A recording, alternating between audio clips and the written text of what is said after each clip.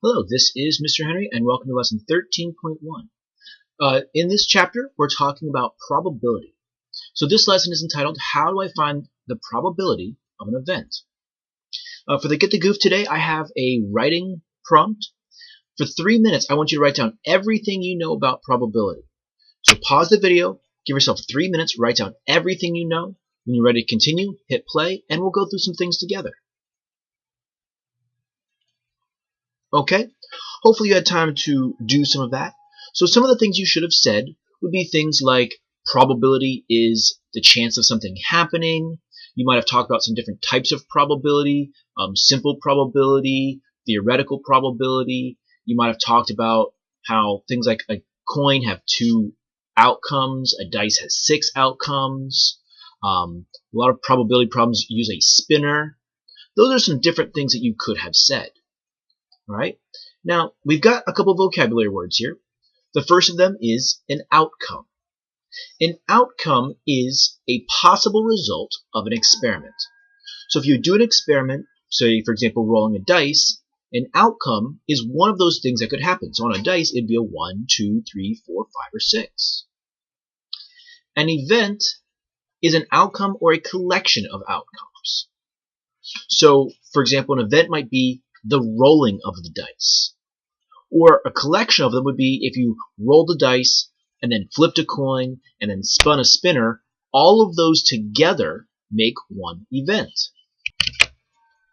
The third vocab word we have here is a sample space. A sample space is the set of all possible outcomes. So, for example, if I wanted the sample space of rolling a dice, well, it would be the list of all the things that could happen. So you can get a 1, a 2, a 3, a 4, a 5, or a 6. That would be the sample space of rolling a dice.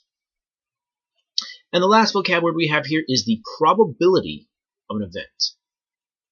And the probability of an event is a measure of the likelihood or chance that an event will occur. So it's basically how often do you think that will happen?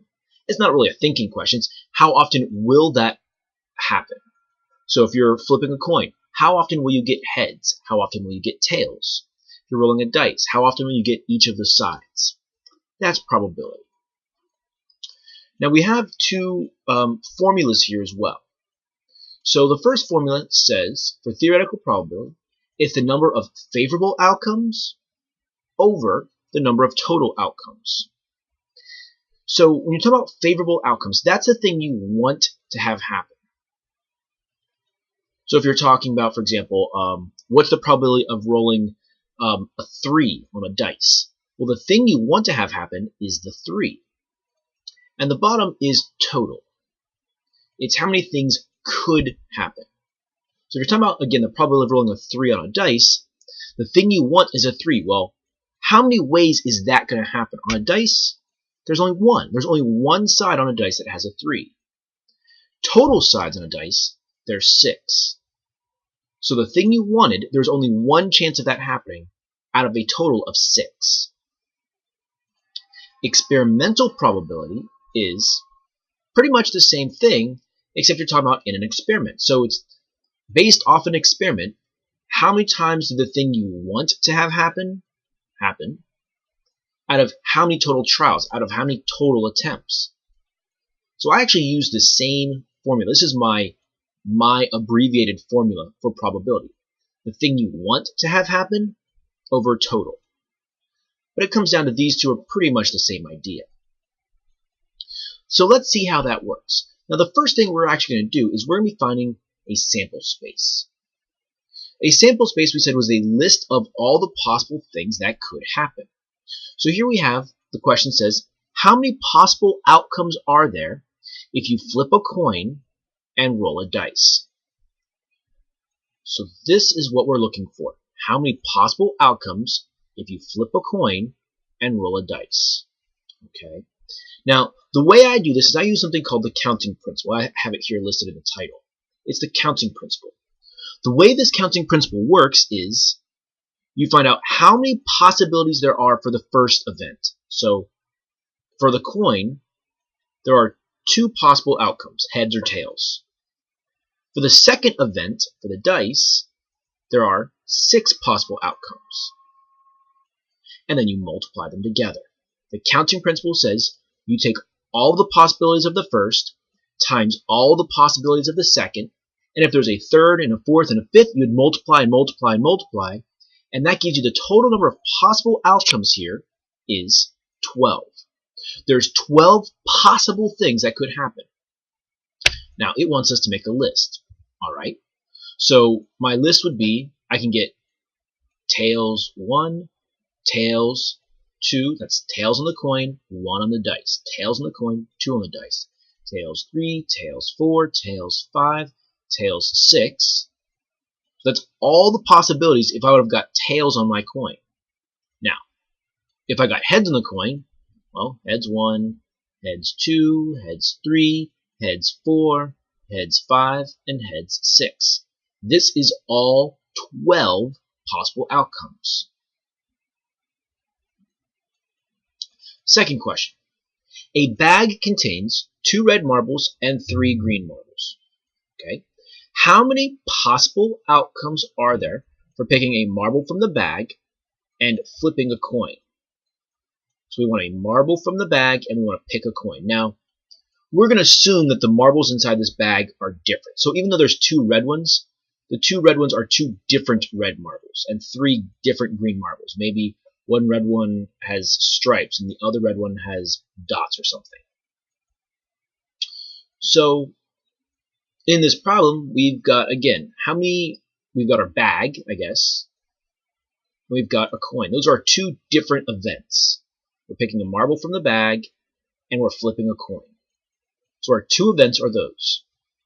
Okay. How many possible outcomes are there from picking a marble from the bag? Well, there are 2 red ones and 3 green ones, which makes 5 different outcomes. On a coin, you've got heads and tails, so you've got 2 different outcomes. And so you take all the outcomes of the first times by all the outcomes of the second, and you get 10 possible outcomes.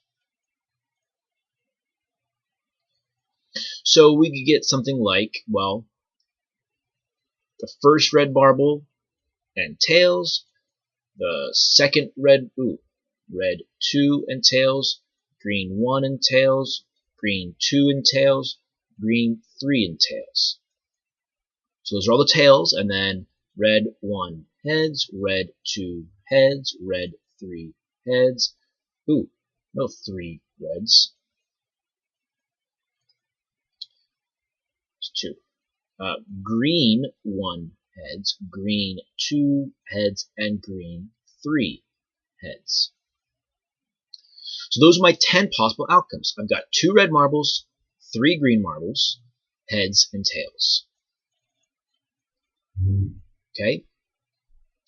Letter C. I'd like you to try this one on your own.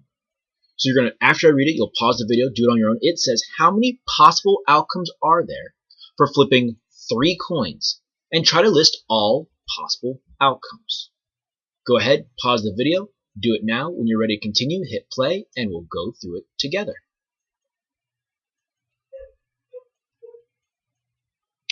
Okay, hopefully you had time to do. And so let's see, you're flipping 3 coins.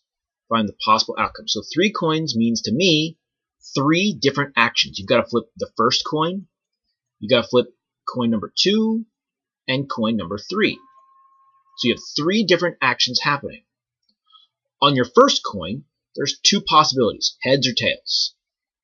Second coin, heads or tails. Third coin, heads or tails.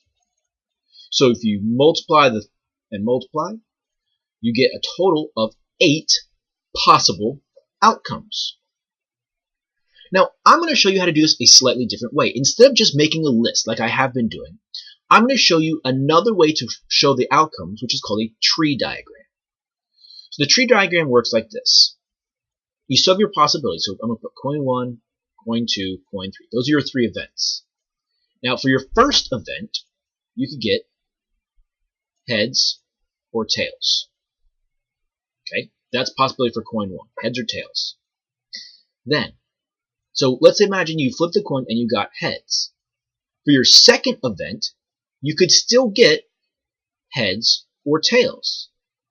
So now your options are, so you got heads the first coin, heads the second coin, or heads the first coin, tails the second coin. Heads, tails. And the final event, well, you still got choice of heads or tails. Heads, tails, heads, tails, and heads or tails. Now this is all 8 possible outcomes. If you would start from here and follow each branch, you get heads, heads, heads, heads, heads, tails, heads, tails, heads, heads, tails, tails, tails, heads, heads, tails, heads, tails, tail, tail, heads, tail, tail, tail. That is all 8 possible outcomes. So instead of just making a list that's kind of very unorganized and you might forget some as you're going through the list, this tree diagram is another way of showing that information. Now, I will say, once you get more than about 8 or 10 outcomes, it becomes very, very ugly. You look, this only has 8 outcomes, and already it's starting to take up a lot of space. If you would have, say, 24 outcomes, or if you did the possible outcomes of rolling 2 dice, which, by the way, is 36 because 6 on the first and 6 on the second, that tree diagram would be huge and it'd be incredibly ugly to work with. So tree diagrams are nice if there's only a few options. Once you get a lot of outcomes, it's not very pretty. So that is finding possible outcomes. That's going to help us later on when we're finding our probability, because if you remember, the probability was the thing we want over a total, and we're talking about a total. That's what the counting principle did. We found the total number of possible outcomes for those events. Now, example 2. Now we're looking at a theoretical probability. It says here, Samantha has a bunch of pillows at her house. She has 3 blue pillows with flowers, 5 red pillows with flowers, 2 red pillows with kitties on them, and 6 blue pillows with kitties on them. What is the theoretical probability of picking a pillow with flowers on it? So that's what we want. We want the theoretical probability of a pillow with flowers. So we need to go through and figure out what important information in this problem helps us solve that answer. So we're looking for pillows with flowers. All right, I've got, there's 3 blue pillows with flowers, 5 red pillows with flowers, and I've got 2 red pillows with kitties. Well, I don't need that yet. So let's see. If I'm talking about theoretical probability, it's the thing that I want over the total. Well, I wanted pillows with flowers. There's 3 blue ones, 5 red ones, which makes 8 of the thing that I want. 8 pillows with flowers on them. Now, how many total? Well, 3, 5, and 2, and 6 gives me a total of 16 pillows. So 8 out of the 16 pillows have flowers on them. And as always, you simplify every fraction, and that gives you 1/2. So half of the pillows at Samantha's house have flowers on them. Example B. Same setup, just a slightly different question. So that she still has 3 blue pillows, 5 red pillows, 2 red pillows with kitties, 6 blue pillows with kitties. What is the theoretical probability of picking a blue pillow? Now, we really didn't talk about what theoretical probability is. Theoretical probability is basically saying, well, what should happen? If you flip a coin, you should get heads and tails about equally, half the time. That's what theoretical probability says. It's what should happen. Well, if I just walked into Samantha's house here, and I just closed my eyes and picked a pillow, the theoretical probability tells me about the chance that I should get the certain type of pillow. So in this case, want over total, we want a blue pillow. So how many blue pillows are there? Let's see, there's 3 blue pillows, 5 red ones, 2 red ones, 6 blue pillows. So there are 9 blue pillows in Samantha's house out of a total of 16. So that theoretical probability is what should happen. Now, if I would actually walk into Samantha's house and start picking pillows randomly, that would then be an experiment, and that would be experimental probability. An experimental probability and theoretical probability are not always the same. So we've done the first 2 examples. Here's letter C. It says Abigail's doll collection has 2 girls wearing blue dresses, 2 boys with red hats, and 2 girls with green skirts. What is the theoretical probability of randomly picking a boy doll? I want you to pause the video right now, do the problem on your own. When you're ready to continue, hit play, and we'll go through it together.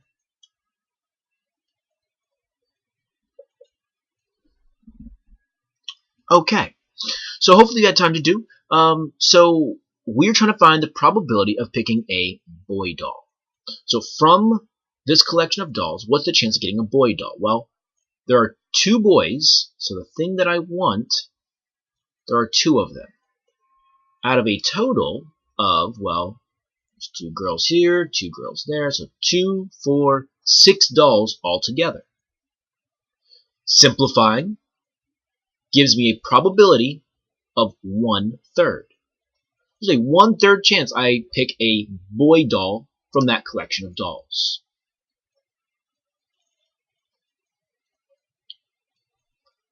Now, example 3, we're talking about odds. So instead of talking about probability, we're talking about odds. Now, you're saying, what's the difference between odds and probability? Well, let me show you. Probability, we had the formula as the thing you want over a total. First off, probability is usually written as a fraction, and it's want over total.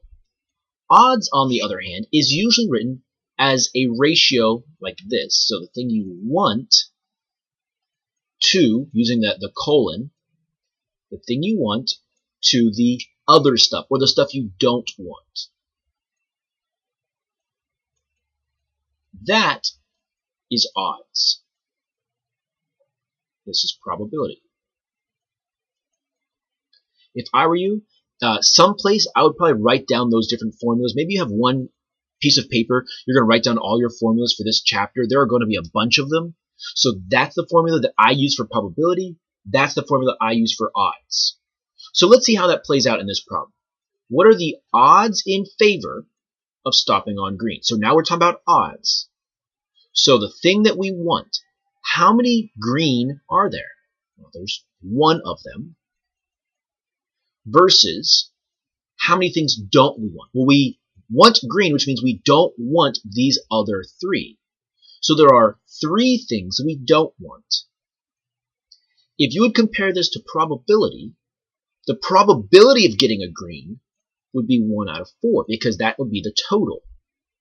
Odds is 1 out of 3 things you want and the things you don't want. Okay? I want you to make that connection, because a lot of times you'll see in probability problems, they'll start mixing up odds and probability, and so you got to keep on your game on which one they're talking about. Letter B. What are the odds against stopping on blue? So think about this. You're at a casino. You're betting against blue. You don't want blue to win. So if you don't want blue to win, what colors do you want to win? Well, this one, or this one. So the thing that you want, there's 3 of them. Because you don't want blue to win, so you want any of these other 3 to win. You're betting against blue. So the things that you want compared to the things that you don't want. You don't want blue, and there's only 1 of them. That is the odds. All right. Lastly, if you could please do this example. This should say example C, not example A. You pause the video, do the problem right now. When you're ready to continue, hit play, and we'll go through it together.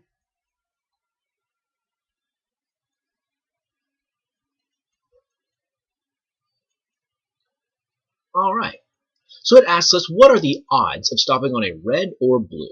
Alright, so we're talking about odds.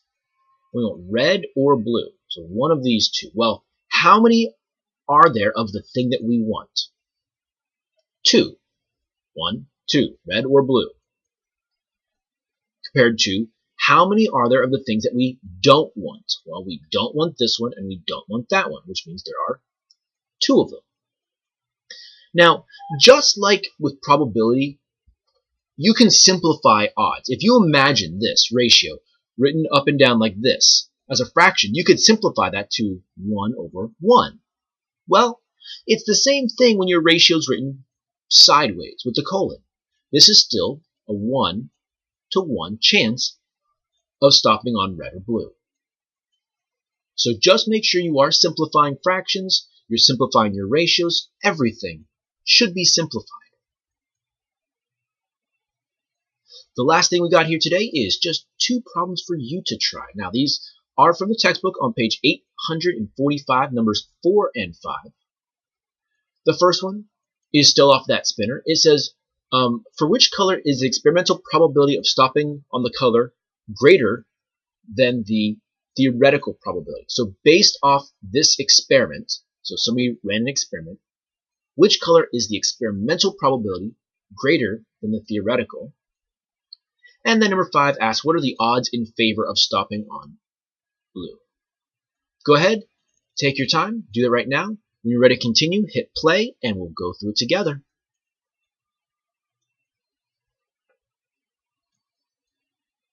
Alright, so we've got to figure out which of these has the best experimental probability. Well, based off the information they give us, I've got one number in my head. I've got one color. It'd be that one. I mean, because that's the one that happened the most. And so if there's one that's going to be better than theoretical probability, it's probably going to be that one. But let's see. The theoretical probability of stopping on any of these 4 spaces is 1 to 4. So 1 to 4, 1 to 4, 1 to 4, 1 to 4. That's the theoretical probability. Now, experimental probability would be the thing you want over the total number of trials. So my red, so red, green, blue, yellow, and this is going to be my experimental. So the red happened 5 out of, I don't know, what was the total? 5, 14, 15, 16, 17, 18, 19, 20. 5 out of 20. Well, 5 out of 20 is 1/4. So the red one happened the same amount as the experimental.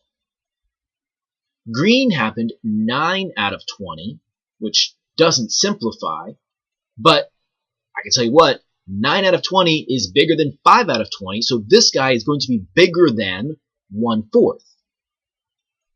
Blue happened 3 out of 20, and yellow happened 3 out of 20 as well. Well, those also don't simplify, but you can tell they're going to be smaller than 1/4, because 5 out of 20 was 1/4.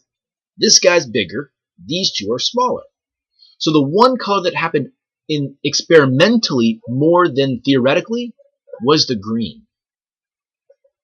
So that would be our solution. The green space happened more experimentally than theoretically. Number 5 asks us, what are the odds in favor of stopping on blue? So now we're talking about odds of stopping on blue. So the odds being, well, how many blues are there? On the spinner, there's 1 of them.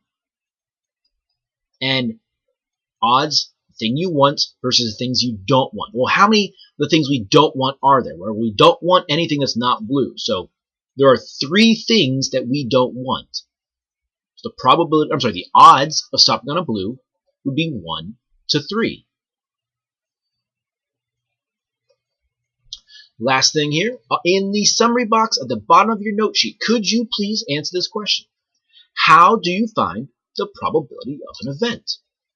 Go ahead, pause the video, think about it, write down an answer, sentence or 2. When you're ready to continue, hit play, and we'll go through it together. So, here's the answer I came up with.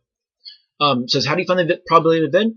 You use the formula 1 over total, where the number of outcomes you want to happen goes on top, and the total number of possible outcomes goes on the bottom. And for homework, we got page 846, numbers 3, 4, 7 through 13, and number 20. This has been lesson 13.1. Thank you for watching. Bye-bye.